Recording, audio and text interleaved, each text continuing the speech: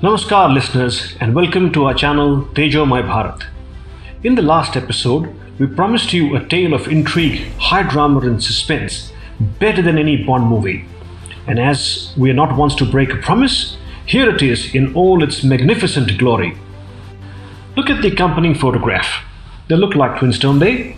Well, not quite twins, but they were maternal cousins, as well as the heads of two of the most powerful empires of the 19th century. On the left is Tsar Nicholas II of Russia, and on the right is King George V of England. Their sibling rivalry reached dangerous proportions towards the end of the 19th century, as they both embarked upon what is now known as the Great Game. The Great Game was a political and diplomatic confrontation that existed for most of the 19th century between the British Empire and the Russian Empire over Afghanistan and neighboring territories in Central and Southern Asia.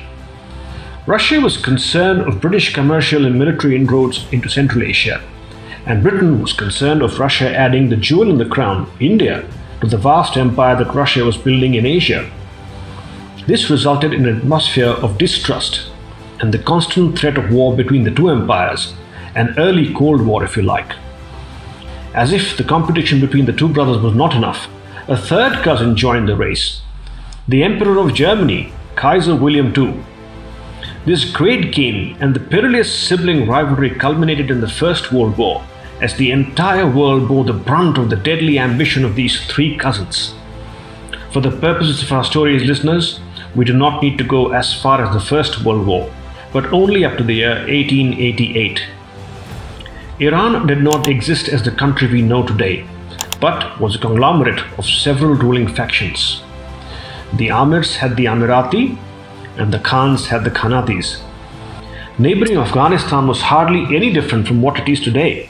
Without a centralized authority, or if there was one, there were several warring factions.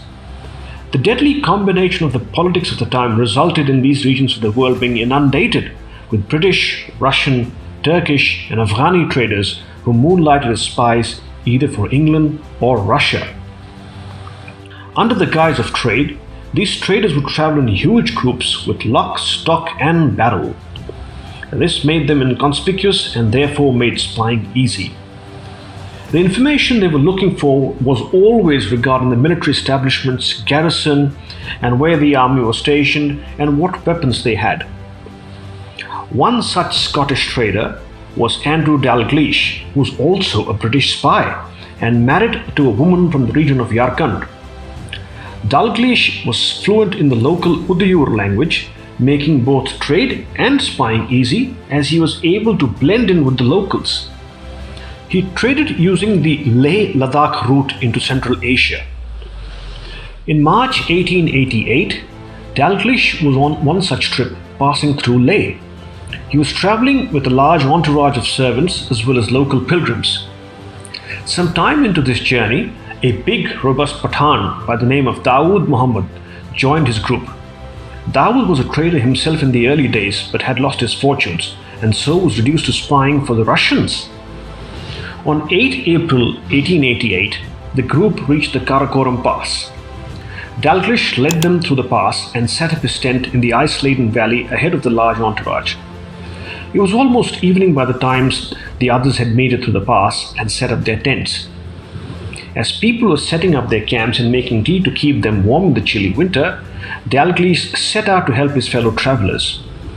He made his way to the last tent which belonged to Dawood Muhammad. Dawood had just finished setting up his tent and invited Dalgleish inside for a cuppa. In the middle of their small talk about trade across regions, Dawood abruptly got up to leave the tent.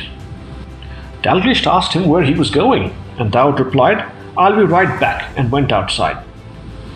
Dalgleish waited inside unsuspectingly, and unbeknownst to him, Dawood went out, picked up a rifle, and shot Dalgleish from outside the tent. The bullet hit him on the shoulder as he fell to the ground in excruciating pain. Dawood then entered the tent with a sword. Dalgleish tried to defend himself, scrambled out of the tent, and fell in the snow outside the tent. Dawood struck him with his sword and in a few strikes hacked Dalgleish to death. A cold-blooded murder. And all of this happened, listeners, in full view of the other travelers who were shocked and remained mute witnesses to the incident. Dawood threatened the others with the same fate if anybody opened their mouth to speak. By then it was nightfall, and Dawood helped himself to dinner prepared by the shocked travelers, made his way to Dalglish's tent, and spent a comfortable night in Dalglish's bed. The following morning, he made a getaway before others woke up, and in this way, a British spy was killed by a Russian spy. As Dalglish was a British citizen, it was no surprise that the British government needed this murder investigated. So, in the following year, 1889, they sent a British intelligence officer by the name of Hamilton Bower. Bower was sent to the Leh region for the investigation and to capture Dawood. And imagine trying to capture one fugitive in the unforgiving and the vast terrain of Central Asia. Bower set off in search of Dawood from Leh and reached the foothills of the Tian Shan mountain, meaning the mountains of heaven, north and west of the Taklamakan desert. He camped in the village of Kusha and decided to stay there for a few days to conduct his search. It was in this village that he met a Turkish trader who told him that locals believed that there was an ancient city buried under sand in the desert nearby. Curiosity got the better of the trader and went with his friend looking for hidden treasures. All they found was an old book and nothing else. Bower then asked to see that book. An hour later, the trader returned with the book, a handwritten ancient scripture called the Pothi. Bower purchased this Pothi from the trader for a paltry amount. Those listeners who might be curious about what happened to Dawood may note that using his extensive network of spies, Bower eventually cornered him near Samarkand and put him in prison, where he mysteriously hung himself and died. But that is irrelevant to our story. Bower built a memorial for Dalglish in Leh and returned to Bengal.